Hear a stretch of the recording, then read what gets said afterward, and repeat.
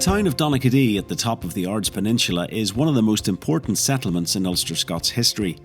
This 2.5 or 3 mile walk explores the harbour where many Scottish settlers landed in the early 17th century and takes in other important historical sites, as well as beautiful views across the North Channel. It's mostly flat, using public paths for the entire route.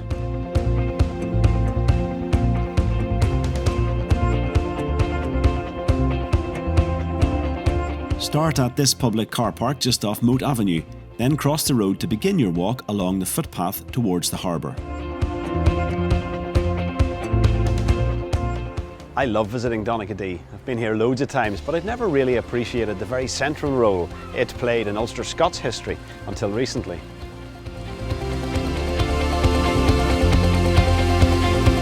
The first significant numbers of Scottish settlers came ashore here in 1606, following James Hamilton and Hugh Montgomery, who had acquired vast estates on the Ards Peninsula. Donaghadee is a very significant place in terms of Ulster-Scots. It would have been the area that a lot of people would have arrived from Scotland in the port here.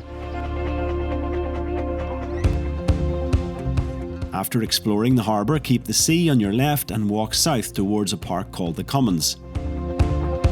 It was Montgomery who was the man who had the idea in the first place. So he comes over, he brings tenants over, he develops Donaghadee, develops Newton Ards and the area around the Ards here. And he's sort of the founding father of the settlement here, really.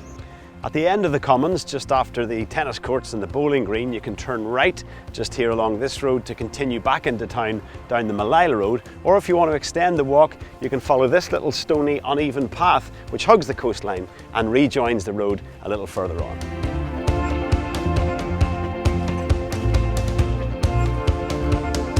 Hugh Montgomery actually tried to rename Donaghadee after himself, but it didn't catch on. His more tangible developments, however, did.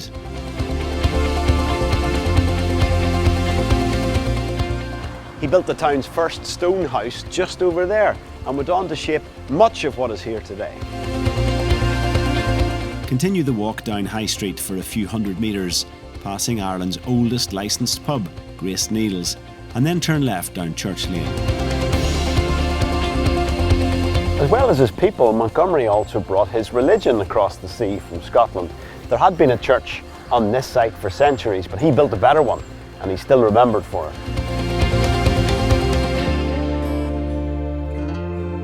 Go through the graveyard, noting all of these Scottish surnames that are still prevalent in this area today, and come out on Church Place before turning right down Union Street and then left down Moat Entry to return to the car park.